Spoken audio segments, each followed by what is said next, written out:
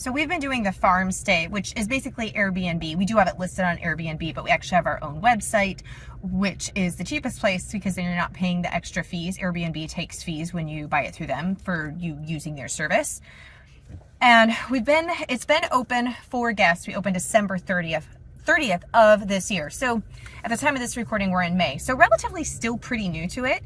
And it's been really interesting because, of course, the goal is to have guests coming all of the time because we are relying on that in order to help us make the mortgage payment for the farm. That was part of our process. You can go and watch those videos back. I'll link to those. But it's been interesting because it is a working farm and you have the house. And of course, when you have guests and anytime you have a house, especially a 1916 house, even though we've done a lot of remodels and updating on things, there's still things that need to be done. And trying to make sure that you're doing them when guests aren't there. So we don't want to be doing any major outside work in the yard when guests are there, right? They're there for peace and privacy.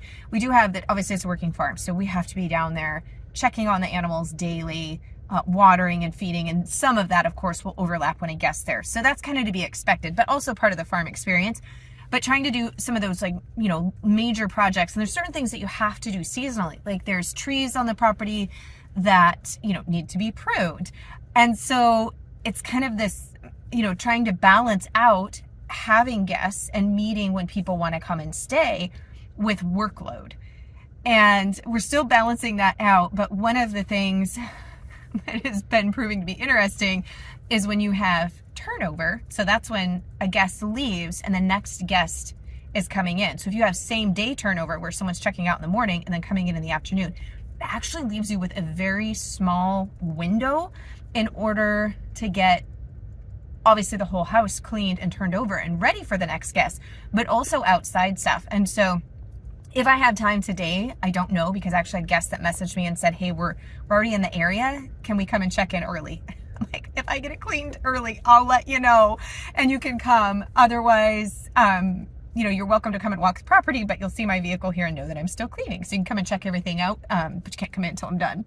So anyhow, I may or may not actually have time to show you guys some of the projects that we're working on outside that I'm really excited about. It's really cool. But we're actually finding it a little bit difficult, that whole balance thing and putting things in. So we just arrived and I'll show you one of the projects that are getting put out today. So it's a 1916 farmhouse and it is a farm and it's obviously an older house. So mice problems, whenever you live in the country, and not necessarily always in the country, but especially on a farm, you're going to deal with mice. So this is what we call the wheel of death, and is one of the things that works the absolute best for mice control. So here you can see it is 5-gallon bucket. We have 2 of them, 5-gallon bucket, and you just take a soup can and you're gonna punch a hole through both sides of it and drain the liquid. I think this is just some beef broth. We make our own beef broth, but I tell you what, if you need a can and something to drain out that's liquid, this works well.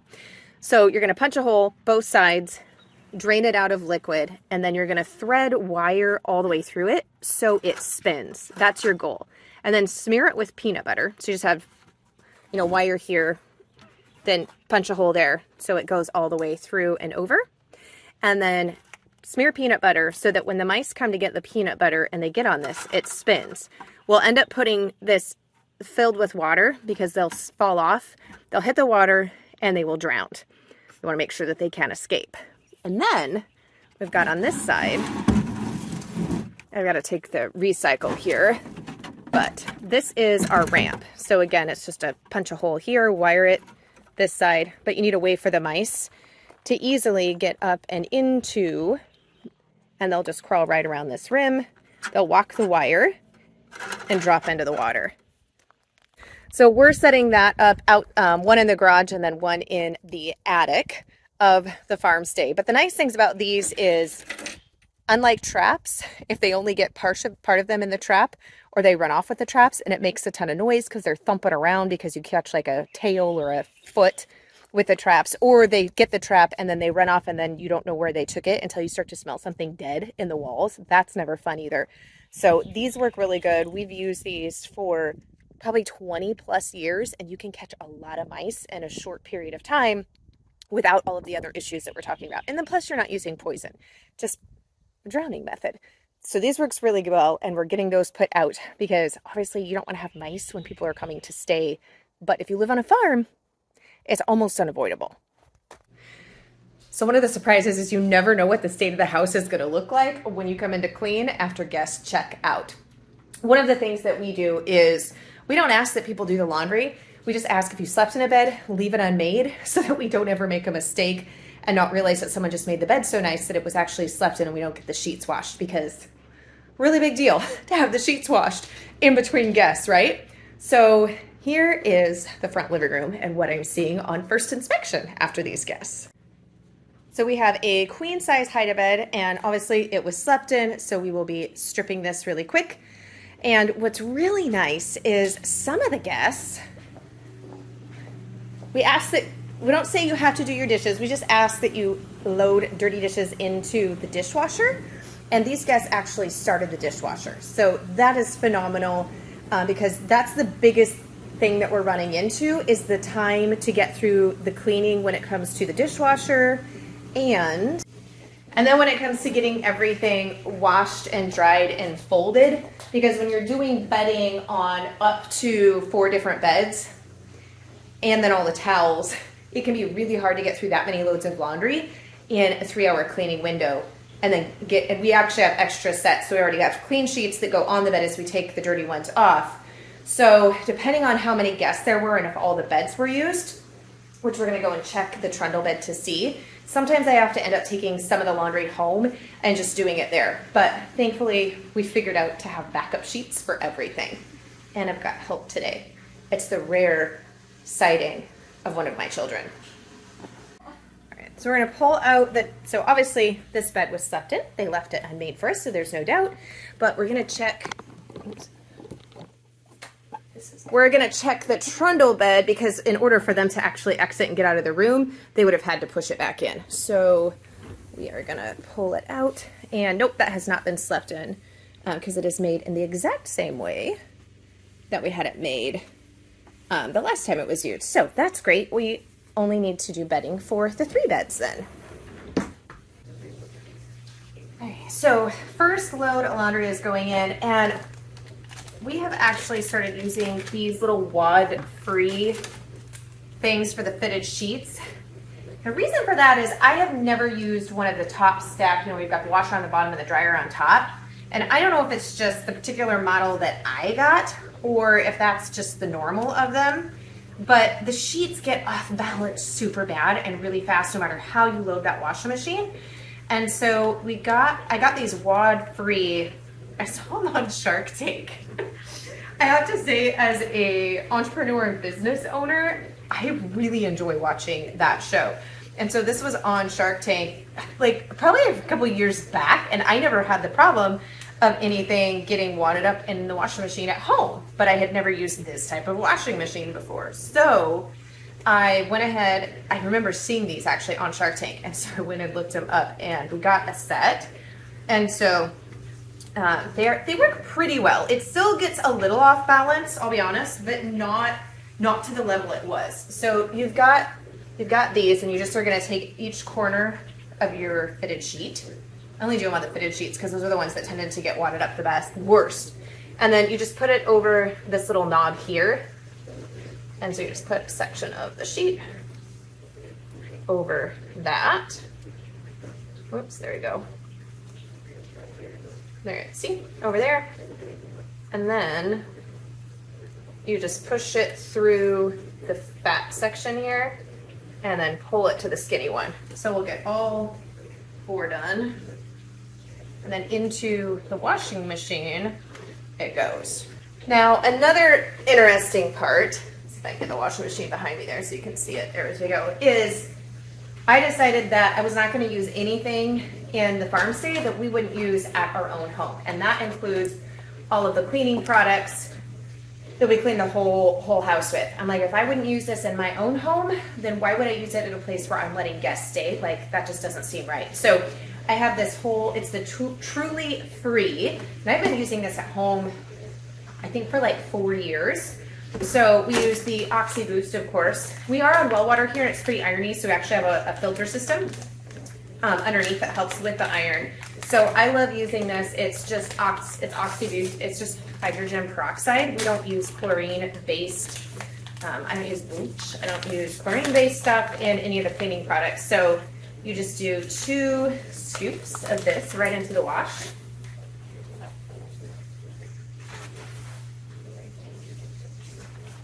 So we've got that. And then this is the laundry wash. So the great thing about this is there's no phthalates, there's no sulfates, nothing toxic. The other great thing is you get your jug with your very first order, so for the first time, and then you get these concentrated refill packets. So it's awesome because it's super concentrated, but it's just this little packet.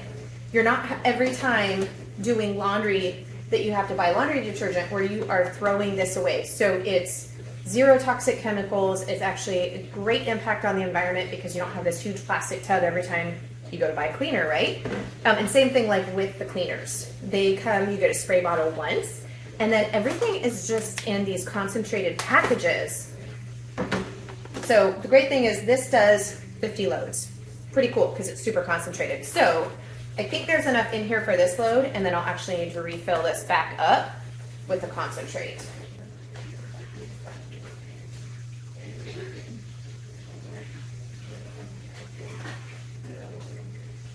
So that first load is going, and I'm not sure that there's enough in here for the next load. So I'm gonna take it over to the sink, and we're just gonna go ahead and get this mixed up and ready to go, because I will end up doing at least 2 more loads of laundry, because we had almost all of the beds slept in except for the trundle. So that's 3 beds worth of laundry, and then of course, towels. So it's super easy. You're just gonna fill to this fill line, which is right here, and we're gonna fill this with warm water. There we go. Try to set that where you can see it, and then we're just dripping off the top. Here is our concentrate, and you just pour that in there, and it's a powdered concentrate, so you can see that. So we're just gonna pour that into our warm to hot water that I filled. And then you just put this on and shake it up, and then you're ready to go.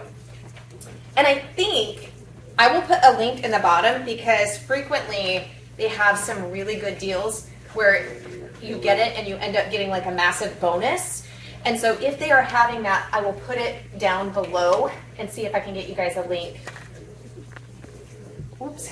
And check out all of their products. Like I said, I do make my own laundry detergent sometimes, but I know I'm not going to be able to make my own laundry detergent here. And when guests are saying they can use the washing machine, and so they're going to need to look at something and look at it. If I just have the homemade bucket there, not every, and I just don't have enough time, to be honest. Sometimes you have to draw that line, like, where is my time best spent? And so I can get for a really great price, good, that I feel good with the ingredients, and mainly the ingredients that aren't in there, but this cleans really well, and it also smells good, which is big for my husband, and we've been using it, I think it's 4 years now, I've been using this at home, and now we're using it here. So I will link below because they have a deal. I think you end up getting like 300 loads free as a bonus when you are first time customer. So anyways, I'll find it linked below. Now, that load is going, so time to get the rest of the beds stripped and then fresh sheets back on. This is the main, kind of like what we call the master bedroom, and it is just one of my favorites. It has a beautiful view of the event barn there, and that will be the gardens. You can see where we've got some wood chips and compost and different things like that, and the beginning of flower vegetable garden beds that are just going in. But this is my favorite. We found this wallpaper behind the wall. If you didn't see the full story of where we walked through the full remodel, this wallpaper is like from the 1930s, maybe 40s. It's vintage, and it was behind this huge monstrous closet, and we were able to reveal it, and so we picture framed it. It's one of my absolute favorite parts of the whole house. Oh, go for it. You get it? Actually? Yeah, do it. I can jump on the bed. Not up and down, but like just on it, not stand on it.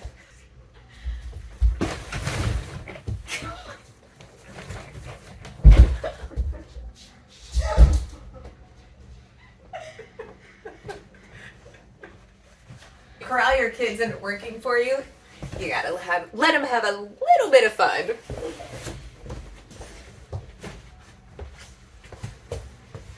Though we do not encourage jumping on the beds. Always check the bedside stand and the drawers because it's actually surprising the amount of stuff that people have forgotten and left behind in drawers. So I try to always do a quick check right after they've checked out so that if they're still in the area, those are empty, I can catch them so they can come back and get their stuff if they want it. But we have surprisingly, in just a 6 months, 5 months that we've been doing this, a lot of people tend to forget clothes. So kind of order of operation is to get beds, dirty sheets off, remade with clean sheets. And then we have a system where when I put the blanket back on the bed, we rotate it after each guest, unless of course it just actually, smells or you can tell that there was, the bed got really dirty. And that is where we take the top portion of the blanket that's at the top of the bed and we rotate it. So that way, of course, I put the sheets on and fold that down over the top of the blanket. But that way, because we rotate it each time, no guest has a top of the blanket that's been near someone else's face, near their face. So when I take the blanket off, I know that I have to rotate it. So this was the bottom of the blanket for the last guest, right? That was tucked in between the sheets and the actual quilt bedspread, so it was never touched by them.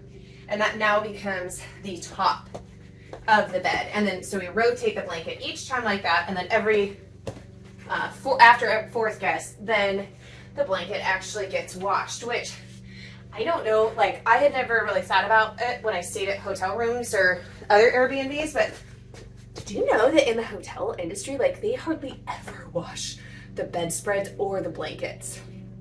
Kind of gross if you think about it.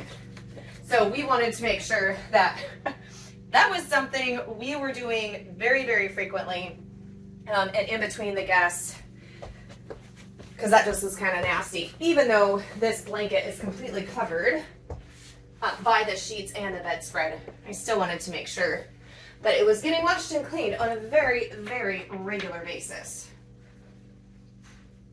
Now onto the corners. I don't know if you guys do your corners this way, but this is the way that my mom taught me to do the corners of your bed. So we take this part, end of the mattress here, and there we go. Come out at a straight line, and then fold it back like that. And then everything that is excess gets tucked underneath the mattress, which I should have done actually the end first. That's what I get for trying to film at the same time and talk that I'm doing things. Not always the best plan. So, sheet and blanket like that, and then that excess gets tucked under there, and then, ta-da, right? Nice, neat line, and just hangs very nicely. So, anyways, I find it interesting. A lot of people don't make their bed like that. That's what I was taught as a kid, and I don't know about you, but I find the way I was taught to do things when I was a kid, there's a reason that says, right, train your children up in the way that you want them to go. I'm very much paraphrasing that biblical verse, but it does tend to have an impact on the way you do things for the rest of your life. Is that what? Yeah. Kitchen cleaning, like sprays, glass cleaner, counter cleaners, those are all down there. Those have to be washed too. Okay, so just got the head of bed made back up. Pillowcases back in here, as well as the blanket. And I just noticed, actually, there is a spot of green. I don't know, didn't notice it earlier, but I was actually going to tell you that I love the rugs that we have in here because they are washable. And I always was curious about those washable rugs, like if you know, they really were washable, how they washed and all of that. And I have to say, they have been really good. I actually have several at home that I end up washing way more than the ones here, but I'm not going to wash this entire area rug for one little spot. So I've got my odor and stain eliminator. So we're going to just spot clean this. I'll show you.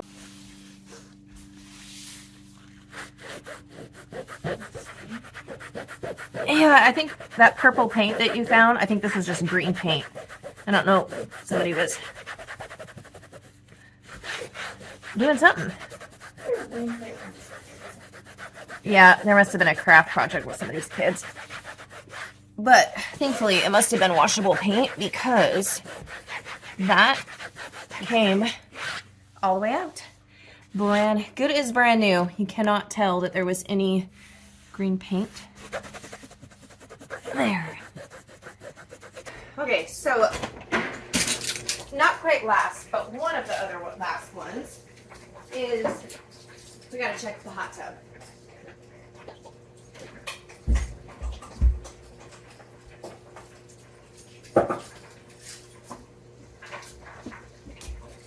Now we actually keep the hot tub locked. One, for safety, because I never know if a guest is going to come and they have young kids or don't have kids. But two, we also don't want people, when there's not guests here, just popping in the hot tub in the back porch, right? So I always have to come and check the levels, but also just make sure that there's not been anything left in the hot tub. Thankfully, I've only once found something floating in there. Most people leave it really clean and are really respectful. And actually, I just did the levels yesterday. We ended up having a guest who stayed for only one night, which is unusual. We usually have a 2-night minimum, but every now and then it works out that way. So I know the hot tub levels were great as long as nothing odd. They don't change in 24-hour time period. We have some of the different floating mechanisms that help keep stable the levels. And I just checked them all and adjusted everything yesterday, so they do not go bad that fast. But I have to say, the hot tub has been really interesting. It was not originally here. It was something that we put in, but one of the best decisions ever when you're looking for a short-term vacation rental, because we're so cold typically here in the Pacific Northwest, and people love the hot tub.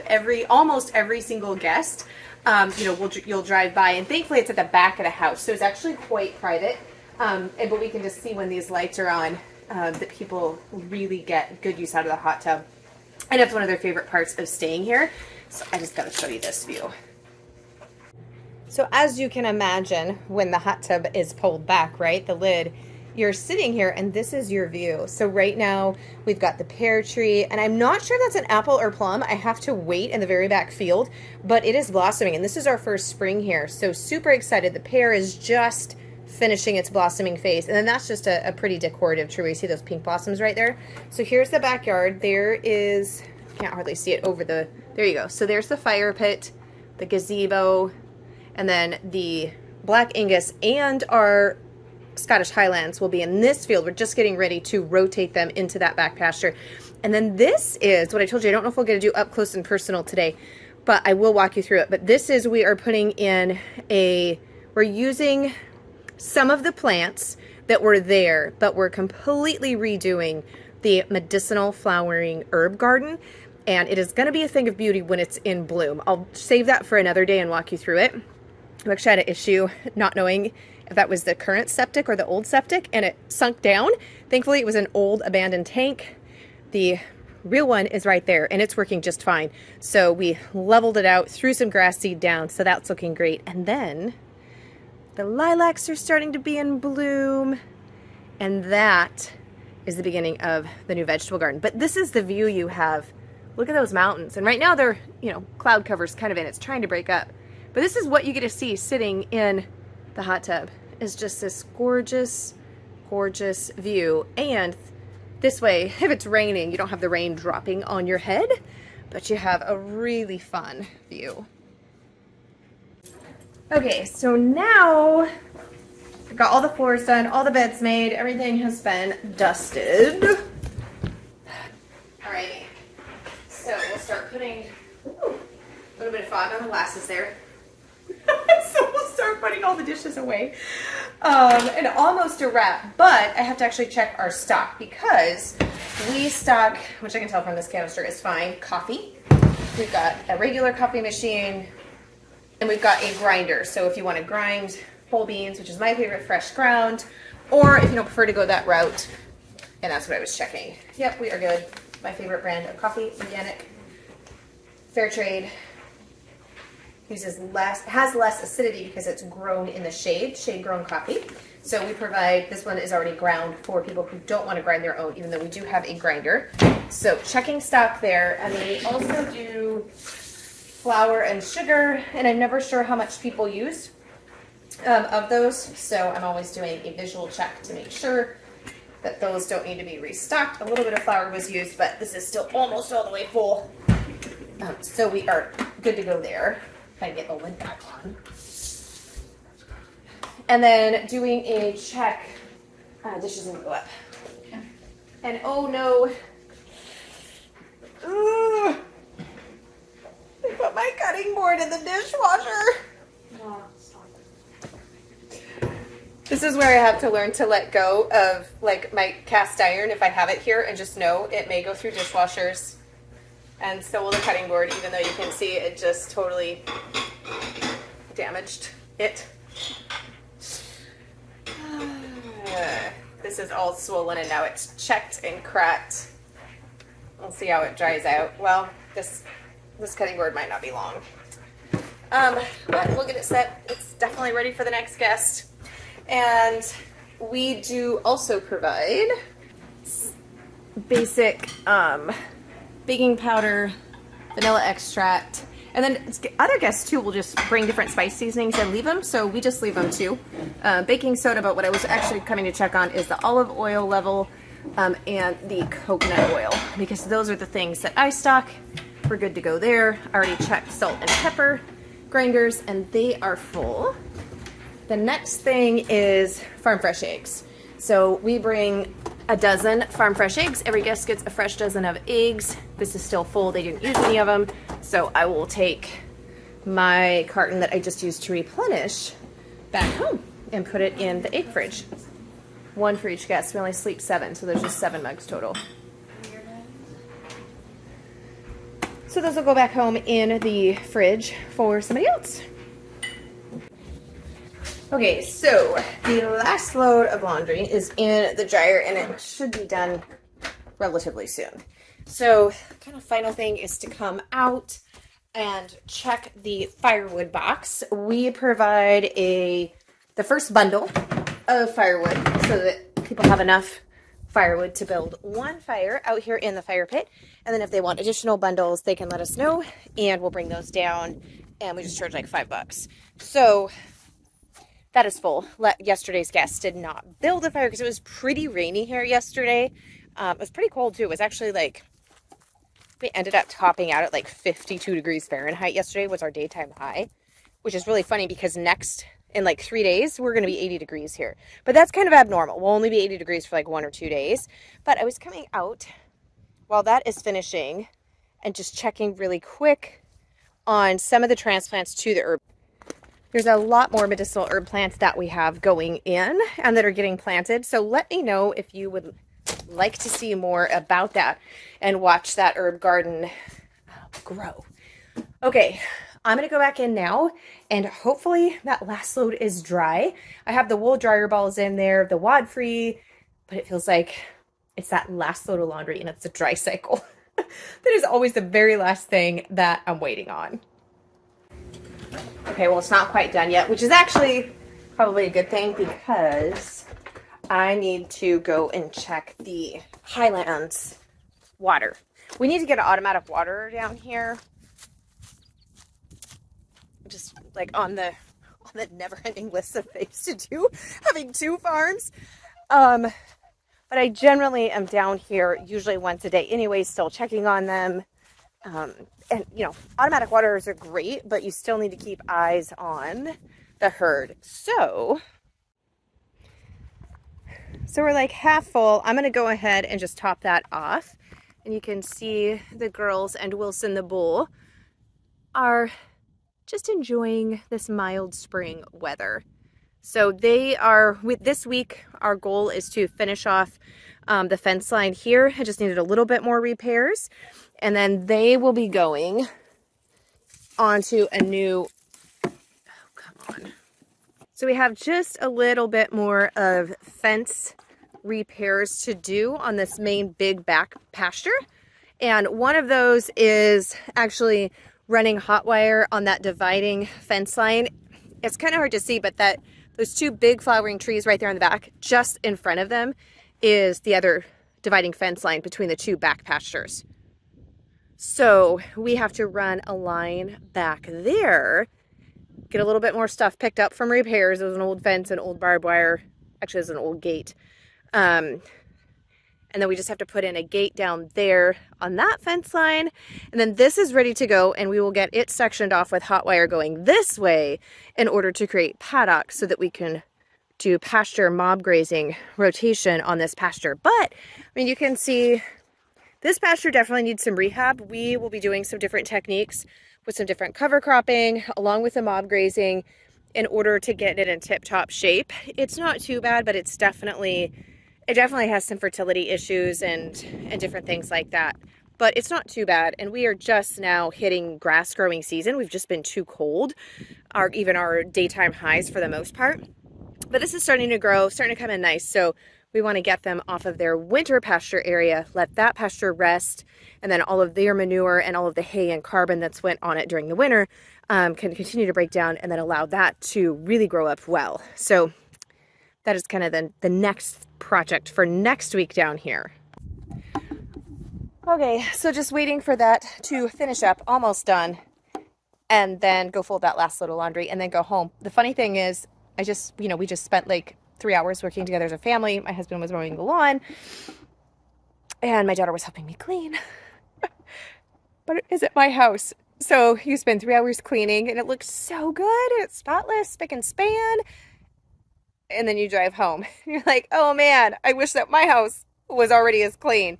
So I'll be going home and doing some of my laundry at our house, and then going out and feeding the chickens and doing the rounds at home for the rest of the afternoon chores at our farm. Okay, made it back home. So now I actually just printed labels. I put them in here. I need to go and pack orders from the online general store. And then I actually need to water all of my plants. I will show you, we are on the last day of hardening off. So all of the plants have been hardening off from inside the shed for about pretty much this whole week. I need a few of them to get watered, but I think tonight, I'm going to double check our overnight lows tonight. I think tonight will be the first night that I actually leave them out. And that means that I will begin to plant them out probably tomorrow if I have time. If not, it's not going to hurt them just to sit outside like this for a couple more days. Definitely need to get some of them some water though. Well, a few of those little cells are just a wee bit dry. Now it's time. I say it's an afternoon chore, but really this is one of the most fun times of the day. So we are in with the baby ducks. This is our new duck flock. Are they not the cutest? They're so cute. Well, hello, ladies. How are you? So we are working on creating friendlier ducks. My last flock was perpetually afraid of me. I mean, despite the fact that I loved them, fed them, watered them, all the things, which sadly we lost all of them to a coyote massacre a couple months ago. So these are the new ladies, and we are working on becoming much more friendly. So every time I feed them, I am waiting until they're all the way out of food, and then I'm coming out and I'm putting the food in my hand so that they get used to associating me with food. I want them to, and eating out of my hand and realizing, oh, I'm not a foe. No, I really like the little baby duckies. And then I have to refill their water because they go through a mass amount of water, even though they are tiny. And then these guys are a week and a half old, and I'm going to raise up their heat plate that we got from Premier. And the ducklings we actually got from McMurray. I got all Khaki Campbell from McMurray last year and loved keeping ducks. In fact, don't tell the chickens, but the ducks are my favorite. They do so much good stuff for the homestead. They don't tear up my plants. their poop isn't as hot, and so I don't worry so much about them running and just pooping around in the garden. No, you can't eat these baby ducks, kitty cat. You need to go away. But they're excellent on slug and snail patrol. So we have 4 khaki Campbells, and that's this little girl here. Yeah, she's a little khaki Campbell. Is she not the cutest? Yeah. You so hungry? There you go. There you go. And then the black ones are Cayugas. And I actually forgot what the yellow ones were. So I have to look their breed back up. But it's interesting because the yellow girls are definitely the biggest. And I'm so hoping that they're girls. They're all supposed to be girls. But sometimes with sexing, you know, you can get one. But the yellow girls are usually, they've been the most friendly. Hey, that was the end of my finger, ma'am. Yeah, you're usually the most friendly. And she is really big. She's growing super, super fast, huh? Yeah, you big girl. Yeah, so big girls. Big girls. So I really went with breeds that would be good egg layers and that also do well in a northern climate. And I cannot wait for the eggs again. I have to say I'm so spoiled. Duck eggs are the only way to go. I could care less about chicken eggs anymore. I'm kind of spoiled. Are you full? No more? See, no more. I'm full. See, I'm full. All right, baby ducks are fed and watered. I'll probably come back out again this evening just for another like little gentling session, shall we call it. Basically, it's an excuse for me to hold the ducks. So I call it a chore, but it's not really a chore. I actually enjoy that part. I gotta go out and grab the eggs from the chickens. I actually did a double feed yesterday and water so that I wouldn't have to feed and water them today because I knew my afternoon would be busier with cleaning the farm stay. So just gonna grab the eggs. Otherwise, they break the eggs. If I leave them out there too much, I usually end up, if I don't gather them every day, I usually end up with a couple cracked. So I'm just gonna go ahead and grab the eggs, but I don't have to deal with feeding and watering and everybody, and none of the coops need to be moved. We did all of that earlier in the week. So gathering eggs, finishing packing those orders, and then swapping out laundry, and then a quick cleanup of the kitchen. And then that's pretty much all of my afternoon chores. And then, of course, we move into the evening, which is dinner, clean up from dinner. I find if the kitchen is clean before dinner, then it's easier and faster for me. Got laundry going right now. To do just a quick cleanup with just the dinner dishes. So I'll show you my disaster state of a kitchen right now. That is part of the reason it's disaster state, and he is cleaning up his own pan. But I've got the clean dishes to put away, and then, of course, quite a bit of dirty and just a whole bunch of pickup, to be quite honest. So while I am finishing cleaning up the kitchen, part of my afternoon prep involves getting things set for the evening. It's like kind of setting everything up so the next thing advances. So I know that I want to bake sourdough bread tomorrow. We're out of bread. So I'm feeding my starter, what are we right now? It's like 4:20. So I'm feeding the starter so that it will be in its full active state at right about 8 o'clock tonight, because I will actually mix up my bread dough tonight after dinner so that it can rise overnight. And then in the morning, I will punch it down, form the loaves, and let them rise, and then they will be ready to bake probably about mid-afternoon. So I find it's helpful if I kind of reverse engineer what I need to do the next day, and anything that I can do to prep it ahead of time just allows me to get more into a day without feeling stressed and kind of setting the next things up. So I need to add some water in here, and the sourdough starter should be perfectly ready to go by about 8. And that means fresh baked sourdough bread will be going down tomorrow. If you want to learn how to make a sourdough starter or bake sourdough bread, I have got videos and blog posts on those with printable recipes, can walk you through those steps. And if you're joining more of a like in the day in this type of a series, do let me know, so that is something that I can keep creating for you guys. And if you missed my morning chores routine, we'll link to that video right here.